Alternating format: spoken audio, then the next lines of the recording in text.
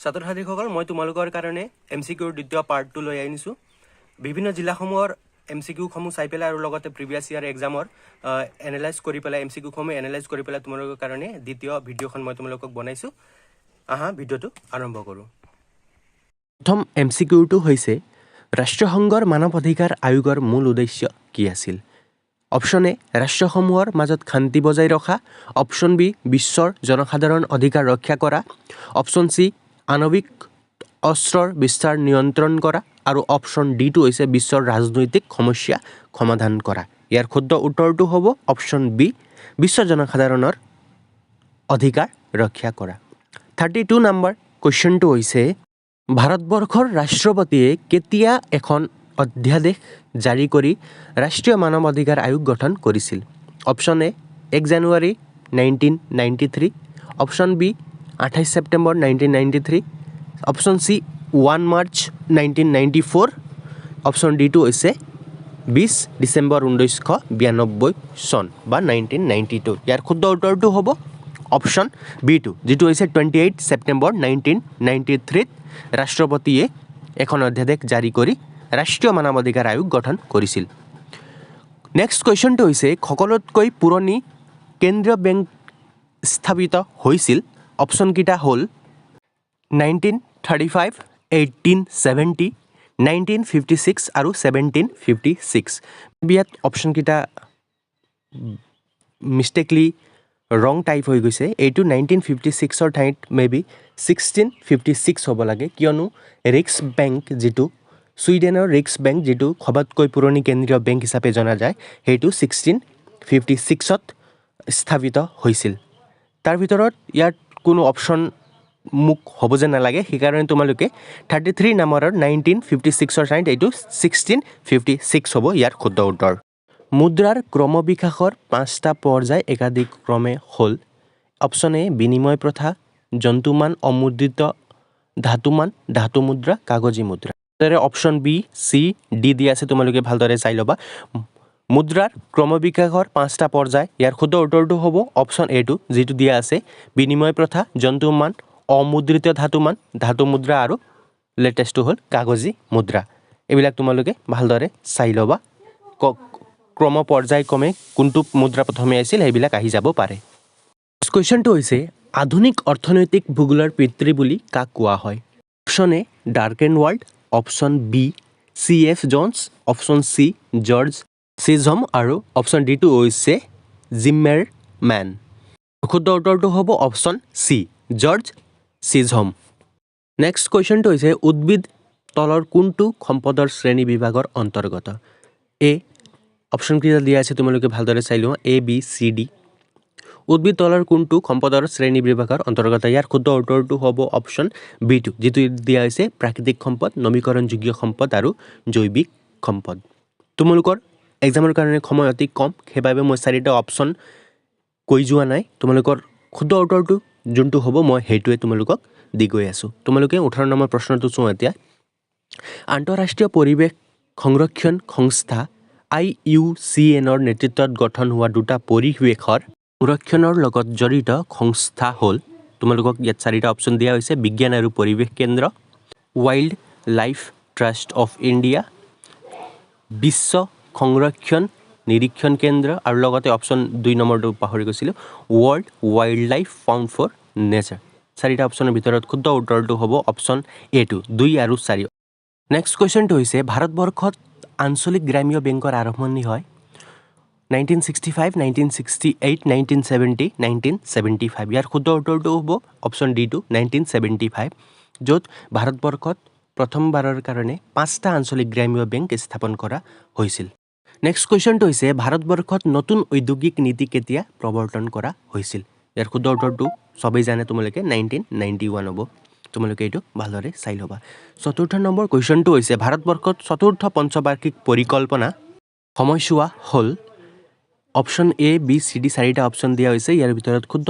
উত্তৰটো হ'ব অপশ্যন ডিটো যিটো 1969ৰ পৰা 1974 লৈকে ভাৰতবৰ্ষত চতুৰ্থ পঞ্চবাৰ্ষিক পৰিকল্পনা চলিছিল নেক্সট কুৱেশ্যনটো হৈছে নীতি আয়োগত কিমানজন কেন্দ্ৰীয় মন্ত্ৰী অন্তৰ্ভুক্ত কৰা হয় 2জন 4জন 6জন 8জন। ইয়াৰ শুদ্ধ উত্তৰটো হ'ব 4গৰাকী। 4জন কেন্দ্ৰীয় মন্ত্ৰী নীতি আয়োগত অন্তৰ্ভুক্ত কৰা হয়।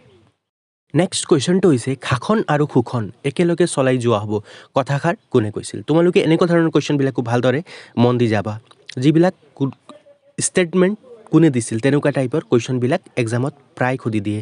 যেনেদৰে কৰিম কিম্বা মৰিম, জয় হিন্দ, তেনেকুৱা ধৰণৰ শ্লোগানটো বা কোনে দিছিল তেনেকুৱা ধৰণৰ কুৱেশ্যনবিলাক তোমালোকক দি দিব পাৰে। এইটো কুৱেশ্যনটোৰ উত্তৰ হ'ব লৰ্ড কাৰ্জন। লৰ্ড কাৰ্জনে শাসন আৰু শোষণ একেলগে চলাই যোৱা হ'ব বুলি কৈছিল।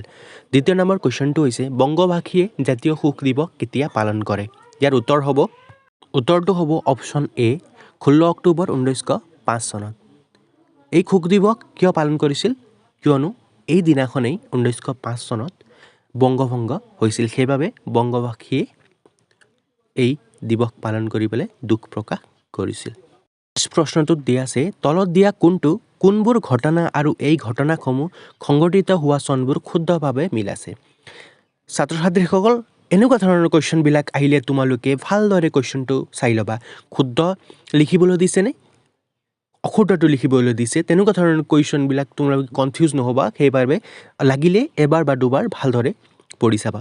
ইয়াত দিয়া আছে কোনবোৰ শুদ্ধ, তেন্তে আমি চাওঁ হা। প্ৰথমতে দিয়া আছে দাণ্ডি মাৰ্চ 1938 চন, এইটো শুদ্ধ হয়। ৰাওলাট এক্ট 1920 চন, এইটো ডাউটত আছে। 3 নম্বৰত দিয়া আছে 1922 চন চৌৰি চৌৰা ঘটনা, হয় শুদ্ধ উত্তৰ, অসহযোগ আন্দোলনৰ সময়ত হৈছিল। আৰু 4ৰ্থ নম্বৰত দিয়া আছে গান্ধী আৰউইন চুক্তি 1931 চন, এইটো শুদ্ধ। তেন্তে ইয়াত তোমালোকে ৰাওলাট এক্ট যিটো দিয়া আছে 1920 চন, এইটো উত্তৰ ভুল হয়। কিয়নো ৰাওলাট আইন 1919 চনত হৈছিল। সেইবাবে ইয়াত অপশ্যনকেইটা চোৱা, ABCD তোমালোকে ভালদৰে চোৱা কোনবিলাক শুদ্ধ হয়। 1 নম্বৰ, 3 নম্বৰ আৰু 4 নম্বৰ শুদ্ধ হয়। সেইবাবে তোমালোকে 1, 3, 4 ক'ত আছে? অপশ্যন চি নম্বৰত। ইয়াৰ অপশ্যন চিটো শুদ্ধ হ'ব। নেক্সট কুৱেশ্যনত চাওঁ। কৰিম কিম্বা মৰিম শ্লোগানটো ভাৰতৰ স্বাধীনতাৰ কোনটো আন্দোলনৰ লগত জড়িত? অপশ্যনকেইটা চোৱা তোমালোকে, আইন অমান্য আন্দোলন, খিলাফত আন্দোলন, ভাৰত ত্যাগ আন্দোলন, অসহযোগ আন্দোলন। ইয়াৰ শুদ্ধ উত্তৰটো হ'ব অপশ্যন চি ভাৰত ত্যাগ আন্দোলন, য'ত মহাত্মা গান্ধীয়ে এই শ্লোগানটো দিছিল। ক'ৰ পৰা?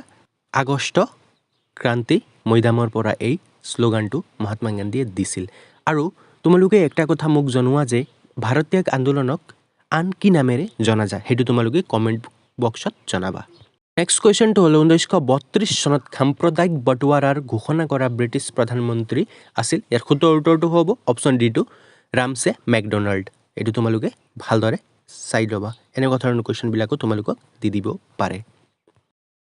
নেক্সট কুৱেশ্যনটো হৈছে ভাৰতৰ জনসংখ্যাৰ কিমান শতাংশ লোক অসমত বাস কৰে? অপশ্যন ABCD দিয়া আছে। তোমালোকে ইয়াত শুদ্ধ উত্তৰটো হ'ব অপশ্যন B2 যিটো হৈছে 2.6। নেক্সট কুৱেশ্যনটো হৈছে অসমৰ চৰকাৰে ৰাজ্যিক উদ্যোগ নীতি ঘোষণা কৰিছিল। Option A 2007, 2005, 2008, 2009। ইয়াৰ শুদ্ধ উত্তৰটো হ'ব অপশ্যন চি 2008 চনত। 29 নম্বৰ কুৱেশ্যনটো হৈছে তলৰ কোনজন ব্যক্তি ভাৰতৰ সংবিধানৰ খচৰা কমিটিৰ সদস্য নাছিল? কুৱেশ্যনটো সেইকাৰণে তোমালোকে ভালদৰে চাই ল'বা। ইয়াত দিয়া আছে কোনজন সদস্য কমিটিৰ নাছিল। Option A Syed Mohammed Saadulla, KM Munshi, Jawaharlal Nehru, DP Khaitan. উত্তৰটো হ'ব অপশ্যন চি জৱাহৰলাল নেহেৰু। তেওঁ খচৰা কমিটিৰ সদস্য নাছিল।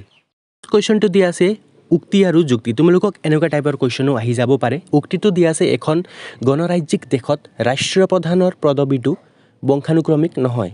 এই উক্তিটো শুদ্ধ হয়, কিয়নো গণৰাজ্যিক দেশত জনসাধাৰণেহে নিজৰ প্ৰতিনিধি নিৰ্বাচন কৰি পেলাই নিযুক্তি দিয়ে। আৰু যুক্তিত দিয়া আছে ভাৰতবৰ্ষ এখন গণৰাজ্যিক দেশ নহয়। এইটো সম্পূৰ্ণ অশুদ্ধ, কিয়নো ভাৰতবৰ্ষ এখন গণৰাজ্যিক দেশ হয়। তাৰ ভিতৰত ইয়াত অপশ্যনকেইটাৰ ভিতৰত তোমালোকে চাব পাৰা অপশ্যন ABCD য'ত দিয়া আছে A is incorrect and R is correct, এইটো নহয়। অপশ্যন B টো চোৱা তোমালোকে A is correct and R is incorrect, হয় এইটোৱে শুদ্ধ হ'ব। ইয়াৰ অপশ্যন B2 শুদ্ধ উত্তৰ হ'ব। নেক্সট কুৱেশ্যনটো চোৱা তোমালোকে কোনখন মহাদেশত পৃথিৱীৰ উচ্চতম হ্ৰদ টিটিকাকা অৱস্থিত? ইয়াৰ শুদ্ধ উত্তৰটো হ'ব অপশ্যন এ দক্ষিণ আমেৰিকা। 2nd নম্বৰ কুৱেশ্যনটো চোৱা ব্ৰাজিলৰ ৰাজধানী কি?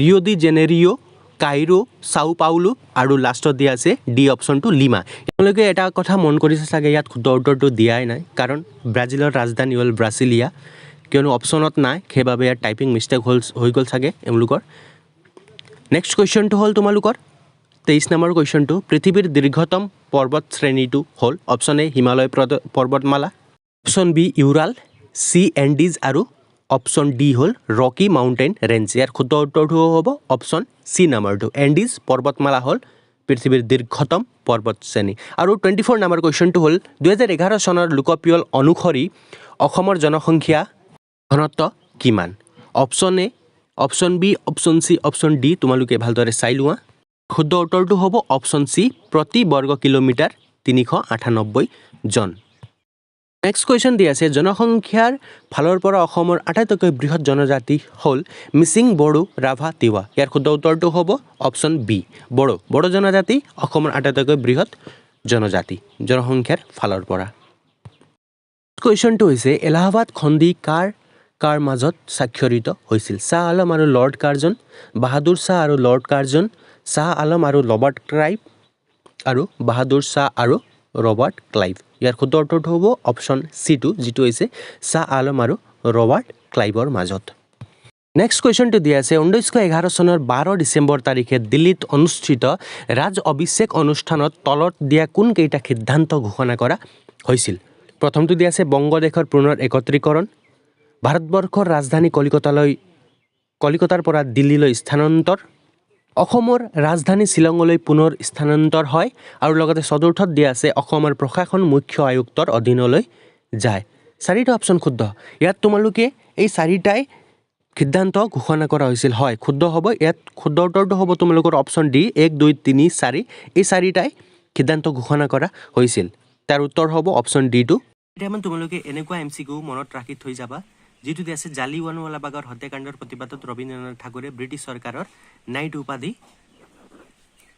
পৰিত্যাগ কৰিছিল এইটো মনত ৰাখি যাবা আৰু নেক্সট তোমালোকে পূৰ্ণ স্বৰাজ দাবী কেতিয়া কৰা হৈছিল এইটো তোমালোকে ভালদৰে চাই যাবা 1929 চনত লাহোৰত থকা অধিৱেশনত পূৰ্ণ স্বৰাজৰ দাবী কৰা হৈছিল এই কুৱেশ্যনে তোমালোকে ভালদৰে মনত থৈ যাবা আৰু নেক্সট তোমালোকে ইয়াৰ পৰা ৰেড ক্লিফ ৰেখা যিটো ভাৰত আৰু পাকিস্তানৰ মাজৰ সীমা কি বুলি কোৱা হয় এনেকুৱা টাইপৰো তোমালোকক এমচিকিউ দি দিব পাৰে সেইবাবে তোমালোকে ৰেড ক্লিফ লাইন এইটো তোমালোকে জানি লোৱা যে ভাৰত আৰু পাকিস্তানৰ মাজৰ সীমাৰেখাক ৰেড ক্লিফ লাইন বুলি কোৱা হয় তোমালোকে ফুলগুৰি ধাবাৰ বিষয়েও ভালদৰে পঢ়ি যাবা ইয়াৰ পৰা এমচিকিউ কি দিব পাৰে অৰ্থাৎ আহু কিহৰ খেতি ফুলগুৰিত কৰা হৈছিল সেইটো দিব পাৰে আহু খেতি আৰু কোনটো জনজাতি তাত বিশেষভাৱে বসবাস কৰিছিল সেইটো তোমালোকে তিৱা জনজাতি সেইটো তোমালোকে ভালদৰে চাই যাবা এইকেইটা পইণ্টটো তোমালোকে নোটিছ কৰি যাবা আৰু তোমালোকে অসম ছাত্ৰ সন্মিলন কেতিয়া গঠন হৈছিল ইয়াৰ বিষয়ে তোমালোকে ভালদৰে চাই যাবা লগতে তেওঁলোকৰ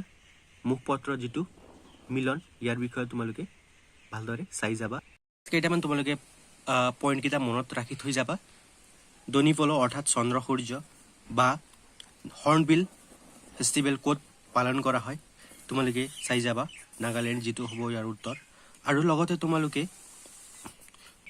মেইতেই সম্প্ৰদায়টোৰ অধিকাংশ লোক চৈতন্যপন্থী বৈষ্ণৱ ধৰ্মাৱলম্বী লোক আছিল বা তোমালোকে মণিপুৰী নৃত্য ভাৰতৰ সংগীত নাটক একাডেমীৰ দ্বাৰা স্বীকৃতিপ্ৰাপ্ত এটি ধ্ৰুপদী নৃত্য আৰু লগতে তোমালোকে মেঘালয়ৰ সমাজ ব্যৱস্থা হ'ল মাতৃতান্ত্ৰিক এইবিলাক পইণ্টকেইটা তোমালোকে ভালদৰে চাই যাবা আৰু ইয়াৰ পৰা তোমালোকে আহোমসকলে প্ৰথম অৱস্থাত কি ভাষা ব্যৱহাৰ কৰিছিল সেইটো টাই আহোম ভাষা যিটো তোমালোকে মনত ৰাখি থৈ যাবা আৰু অসমীয়া ভাষাৰ আধুনিক ৰূপটো অৰুণোদয় আলোচনীৰ জৰিয়তে বিকশিত হ'বলৈ লয় অৰুণোদয় তোমালোকে ভালদৰে চাই পেলাই যাবা আৰু ইয়াত ভট্টদেৱে কথাগীতা ভাগৱত কথা আৰু ৰত্নাৱলী কথা এইবিলাক লিখিছিল গদ্য সাহিত্য ৰচনা কৰিছিল এইবিলাকো তোমালোকে ভালদৰে চাই পেলাই যাবা আৰু লগতে ইয়াত শংকৰদেৱৰ কীৰ্তন ঘোষা আৰু মাধৱদেৱৰ নাম ঘোষা এই দুটাৰ বিষয়ে তোমালোকে ভালদৰে চাই পেলাই যাবা আৰু লগতে শংকৰদেৱৰ প্ৰথম নাট চিহ্ন যাত্ৰা আছিল যিটো শেক্সপিয়াৰৰ নাট্য সৃষ্টিৰো আগৰ সৃষ্টি আছিল এইটো তোমালোকে শংকৰদেৱৰ প্ৰথম নাট কি আছিল বুলি এমচিকিউ তোমালোকক আহি যাব পাৰে সেইটো চিহ্ন যাত্ৰা এইবিলাকৰ উপৰিও পাঠৰ ভিতৰৰ পৰা কেইটামান গুৰুত্বপূৰ্ণ কি পইণ্ট কেইটা তোমালোকে ভালদৰে চাই পেলাই যাবা ভিডিঅ'টো চাই পেলাই যদি কিবা উপকৃত যেন অনুভৱ কৰিছা তেন্তে চেনেলটো ছাবস্ক্ৰাইব কৰিবলৈ নাপাহৰিবা, লগতে বন্ধু বান্ধৱীৰ লগত শ্বেয়াৰ কৰিবলৈ নাপাহৰিবা। ধন্যবাদ।